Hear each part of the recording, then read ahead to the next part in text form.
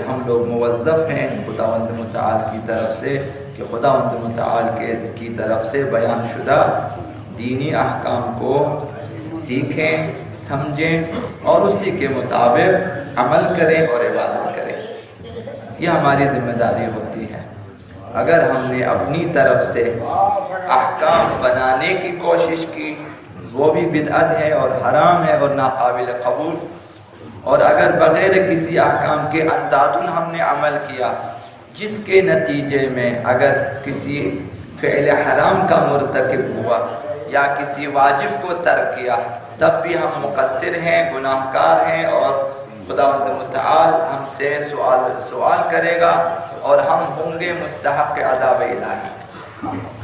کوشش ہماری یہ ہونی چاہیے کہ سر فہرست ہمارے اعمال درست ہوں احکام شرعیہ کے مطابق، اور دوماً ہمارے اعمال آداب کے مطابق ہوں تاکہ وہ خداوند متعال کی بارگاہ میں قبول ہو جائے۔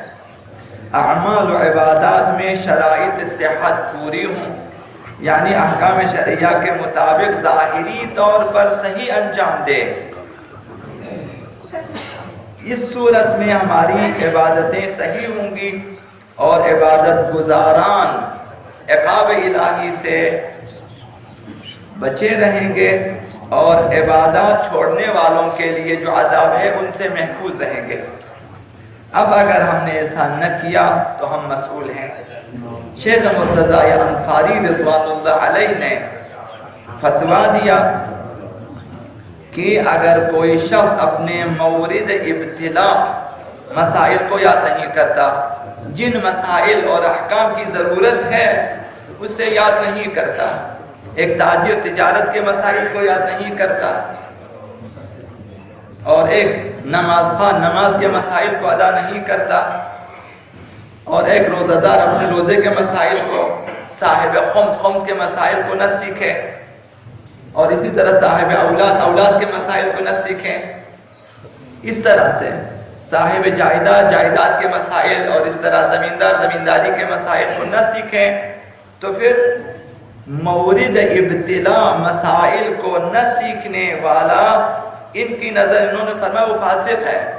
فاسق یعنی خداوند متعال کی نظر میں یہ شخص گناہگار ہے، اور بہت بڑا گناہگار ہے، لیکن معمولی گناہ کا یہ گناہان صغیرہ نہیں ہے، یہ بہت بڑا گناہ ہے۔ اسی طرح فقہا عموماً تمام فقہا یہ فرماتے ہیں کہ ہر وہ کام جو مکلف سے صادر ہوتا ہے، جو بھی کام آپ انجام دے دیتے ہیں، جو بھی کام ہو، کھانے پینے سے لے کر سونے جاگنے سے لے کر داد و دہی سے لے کر لین دین سے لے کر ہر وہ کام جو آپ انجام دے دیتے ہیں گھر میں اور گھر سے باہر، تو خواہ وہ کام واجب ہو، خواہ وہ کام مستحب ہو، خواہ وہ کام مکروہ جو بھی ہو، چاہے وہ عبادات کے سلسلے میں ہو یا مباحات کے معاملات کے سلسلے میں، اس کے حکم کا جاننا اس پر واجب ہے کہ یہ کام انجام دے رہا ہوں، شرعاً یہ کام درست ہے، یہ اسے پتہ ہونا چاہیے، اندادن ہمیں انجام نہیں دینا چاہیے۔ تو ہر وہ کام جو ہم انجام دیں اس کا حکم معلوم ہونا چاہیے۔ مثلا اگر ہم کسی قسم کا گوشت کھاتے ہیں، معلوم ہونا چاہیے کہ یہ گوشت حلال ہے، مجھے کھانا ہے، اور یہ فلاں گوشت مجھے نہیں کھانا اور میرے لیے یہ چیز حرام ہے۔ تو بہت ساری اشیاء بازار میں ہیں حرام ہے، بعض لوگ کھاتے ہیں، بازار میں جو کباب کی صورت میں پکا کے دے دیتے ہیں جانوروں کے حرام اعضاء، بازاروں میں بہت سارے مومنین کے بچے بھی کھاتے ہیں، انہیں معلوم نہیں ہے کہ چیزیں حرام ہیں، بازار میں پکاتے اور کھلاتے ہیں۔ تو لہذا ہر وہ کام جو ہم انجام دیتے ہیں اس کے حکم کا معلوم ہونا ضروری ہے۔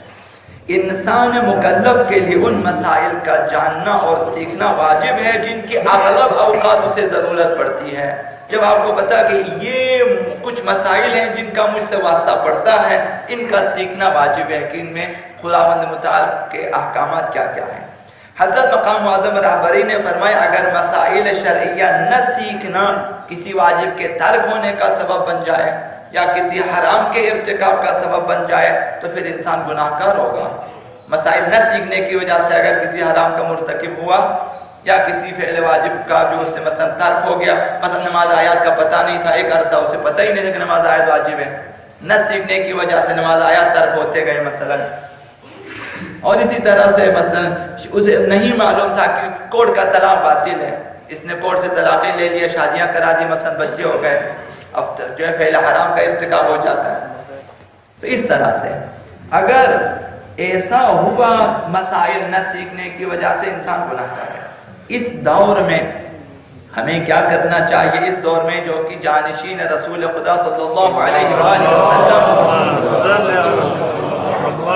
آقا امام زمان علیہ السلام ہے، اور وہ جانشین رسول، وصی رسول، خاتم الاوصیاء ہے، تمام انبیاء کے وارث اور بلاخص پیغمبر اسلام کا خلیفہ اور جانشین ہے، اور تمام ہمارے ائمہ 11 اماموں کے وارث اور آخری وصی وہی ہے۔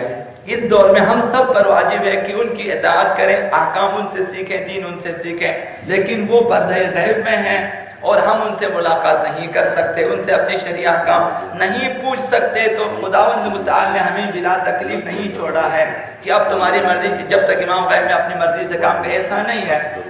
انہوں نے فقہاء عادل کی نشاندہی کی ہے، ائمہ اطہار نے، آقا امام حسن عسکری علیہ السلام، آقا امام صادق علیہ السلام، آقا امام زمان علیہ السلام، ان کی طرف سے انہوں نے فقہاء عادل کی نشاندہی کی ہے۔ جب ائمہ اطہار کسی کی نشاندہی کرے بعنوان نائب، وہ اپنی طرف سے نمائندے مقرر نہیں کرتے،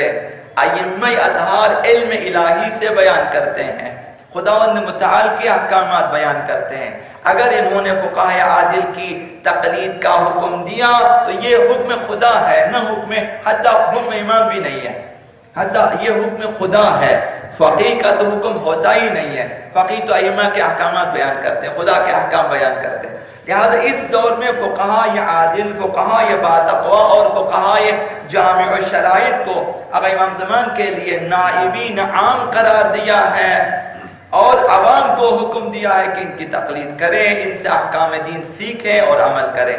اس صورت میں ہم نے خداوند متعال کے احکامات پر عمل کیا ہے۔ اگر انہیں ترک کر دیا تو ہم اور امام میں پھر رابطہ نہیں ہے، ہم نے خدا، رسول اور ائمہ سے قطع رابطہ کیا ہے۔ واحد ذریعہ روابط یہی جو ہے فقہاء جامع شرائط ہیں، ان کے توسط سے ہم امام سے مربوط ہیں، امام کے توسط سے ہم رسول سے جو ہے مربوط ہیں، اور رسول کے توسط سے ہم خدا سے مربوط ہیں، اور ہم دین اسلام میں جو ہے واقعی پہ عمل کرتے ہیں۔ اگر ان کو ہم نے چھوڑ دیا، اس کا مطلب ہے کہ ہم نے رابطہ قطع کر لیا ہے دین سے، خدا سے، رسول سے اور ائمہ اطہار سے۔ بنابراین لازم ہے کہ فقہاء جامع شرائط سے دین کے احکام کو ہم جا کر حاصل کریں، یا ان سے پوچھ کے حاصل کریں، یا ان کے رسالے کو پڑھ کر حاصل کریں، یہ واجب ہے، لازم ہے۔ اور جو خداوند متعال کے احکام ہیں، حضرت آقا امام زمان علیہ السلام نے زمانہ غیبت میں فقہاء جامع الشرائط کی تقلید کا حکم دیا ہے، اور انہیں حجت قرار دیا ہے ہمارے اوپر۔ حجت یہ ہے کہ اب ان کی بات ہمارے لیے حرف آخر ہے۔ حجت یعنی یہ کہ جو یہ تمہیں حکم دیں گے وہ خدا کا حکم ہے، اس میں چون و چرا کرنے کی گنجائش نہیں ہے۔ جب آپ کے لیے ثابت ہو جائے کہ یہ مجتہد، یہ فقیہ عادل ہے، جامع الشرائط ہے اور نائب امام زمان ہے، اب اس کا حکم ہمارے لیے ضروری ہے، واجب ہے کہ ہم اسی فقیہ کی تقلید کریں اور اپنے روزمرہ مختلفی احکام کو ان سے سیکھیں اور پھر عمل کریں۔ اس صورت میں قیامت کے دن ہم خداوند متعال کی بارگاہ میں سرخرو ہوں گے، کامیاب ہوں گے۔ یعنی یہ کہ ہم خدا کو بتا سکتے ہیں کہ ہمارے زمانے میں ہمارے اوپر یہ چیز واجب تھی، ہم نے انجام دیا ہے، اب اس کے بعد فقہاء جانے، خدا جانے۔ اگر ہم نے ایسا نہ کیا پھر ہمیں جواب دینا ہوگا خداوند متعال کے سامنے۔